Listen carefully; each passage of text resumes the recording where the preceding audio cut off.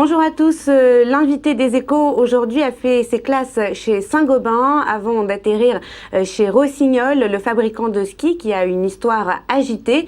Aujourd'hui, il est le PDG du groupe, Bruno Cerclé, bonjour. Bonjour. Merci d'être avec nous aujourd'hui. On suppose que c'est une période un petit peu tendue pour vous puisque les fêtes de fin d'année arrivent et que c'est vraiment le début de la saison des sports d'hiver. Comment vous la pressentez cette saison? Est-ce qu'elle sera bonne?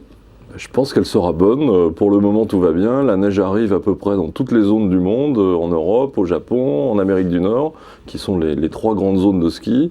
Il nous en manque un petit peu en Scandinavie pour le moment, mais enfin, ça ne saurait tarder, je pense. Donc pour le moment, tout va bien. Donc pour vous, c'est vraiment la météo qui compte, c'est la météo qui va impacter la saison?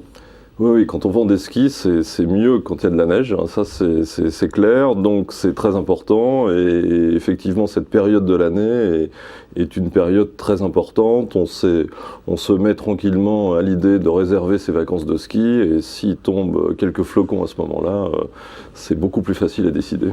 Est-ce que votre business, si l'on peut dire, repose uniquement finalement sur le marché de la location? Est-ce que les Français s'équipent encore de leur propre ski?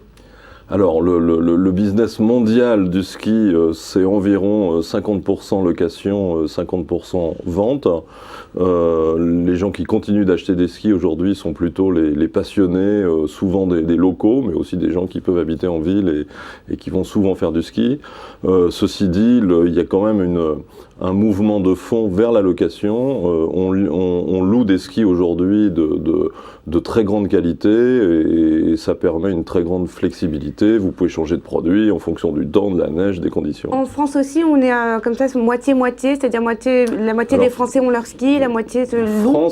La France, c'est un petit peu plus de la location, c'est probablement 70% de location et 30% de vente. En France, il y a une pratique qui est un peu culturelle, qui est la semaine de sport d'hiver. Et on ne voit pas trop ça dans les autres pays, ou en tout cas beaucoup moins. Et donc, le meilleur moyen d'aller passer une semaine au sport d'hiver, une fois par an, c'est de louer ses skis. En ce qui concerne Rossignol, la société a été rachetée cet été par un fonds scandinave qui détient désormais 80% de l'entreprise. Vous détenez, je crois, avec les équipes de Rossignol, 10% maintenant de l'entreprise. Comment ça se passe avec vos nouveaux patrons ? Ça se passe bien, on est en train d'apprendre le norvégien. Ça se passe bien, on a des actionnaires d'abord qui comprennent l'hiver, qui comprennent la neige, qui comprennent le ski. C'est tous des passionnés, voilà, ils ont absolument cette culture. Et puis, ils sont venus également pour développer une activité chez Rossignol qui nous tient à cœur, qui est l'activité textile. Donc ce groupe norvégien a une pratique du textile puisqu'ils ont eu à gérer une marque mythique aussi qui s'appelle Helly Hansen. Une marque qu'ils ont réussi à redresser également. Voilà, qu'ils ont développé avec une stratégie très, très agressive et dynamique dans l'implantation de magasins dans le monde entier. Et donc on est un peu dans la même logique chez Rossignol. On pense que cette activité peut être demain tout à fait importante. Sachant qu'aujourd'hui, elle ne représente finalement qu'à peu près que 5% du chiffre d'affaires. Donc vous misez gros voilà. sur, pour l'instant, ce qui représente quand même une petite partie de l'activité. Absolument, mais c'est là où on est tous absolument emballés et passionnés. C'est qu'on a la certitude aujourd'hui qu'une marque comme Rossignol, qui est mythique, qui est dans l'esprit de tout le monde, que ce soit en France, dans les autres pays d'Europe de montagne, aux États-Unis, au Canada, au Japon, tout le monde se remémore ses vacances au ski, ses parents, ses enfants, enfin, etc. Et donc si on arrive à véhiculer cette passion au travers de produits que vous allez porter en ville, en hiver, je pense qu'il y a un potentiel énorme. Mais très concrètement, quels sont les objectifs sur l'activité textile ? Aujourd'hui, quelques pourcents du chiffre d'affaires, on pense tout à fait sincèrement que cette activité textile peut être demain plus importante que l'activité matérielle. C'est vraiment... Ce serait carrément un changement d'ADN pour Rossignol, c'est-à-dire qu'on passerait du ski au textile ? C'est pas un changement d'ADN, puisque dans le projet que l'on a avec ce nouveau tour de table, il y a un développement de l'activité matérielle. Aujourd'hui, on est en train de développer de façon très importante l'activité matérielle.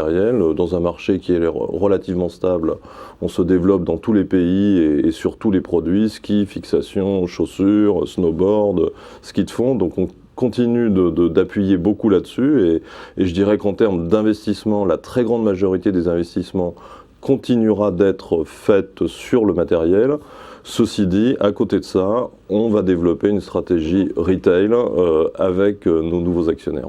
On sait que vous avez relocalisé votre activité, justement votre production de ski qui était auparavant en Asie, que vous avez donc rapatrié en France. Est-ce que vous pourriez faire la même chose pour les textiles, justement ? Alors l'avantage du ski, entre guillemets, c'est que d'abord le marché est plutôt en Europe et en Amérique du Nord et pas trop en Asie aujourd'hui. Et d'autre part, les coûts de main-d'œuvre dans le ski, la part de main-d'œuvre dans la production du ski est beaucoup moins importante que dans des catégories de produits comme le textile. Donc c'est plus facile de le faire sur le ski, un peu moins sur le textile.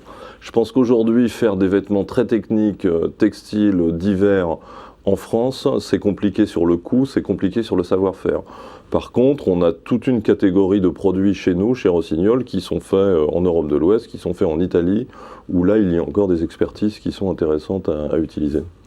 Un dernier mot sur les Jeux Olympiques qui arrivent, ceux de Sotchi en 2014. Qu'est-ce que ça représente pour vous, un événement comme ça? Quels sont justement également les investissements que vous allez faire? Quelle est la présence que vous comptez avoir sur ce site? C'est très important. On essaye d'avoir une présence maximum au travers de nos athlètes et des équipes sur place. Quand on a la chance d'avoir un champion du monde comme Martin Fourcade en biathlon, et on espère tous faire des résultats exceptionnels, c'est très important pour une marque comme Rossignol, en particulier sur le marché Europe du Nord, Russie, qui est en train de se développer en termes de pratique de ski, avec des gens qui ont de la même façon une bonne culture de l'hiver et de la neige. Justement de commencer à vous implanter sur ce marché? Voilà, donc on est déjà présent, les gens nous connaissent, mais on pense que ça va développer la pratique et l'intérêt pour les sports d'hiver aussi, et donc augmenter d'autant le marché, et on espère un petit peu la part de Rossignol. Merci beaucoup Bruno Cerclé. Merci. À bientôt. Merci.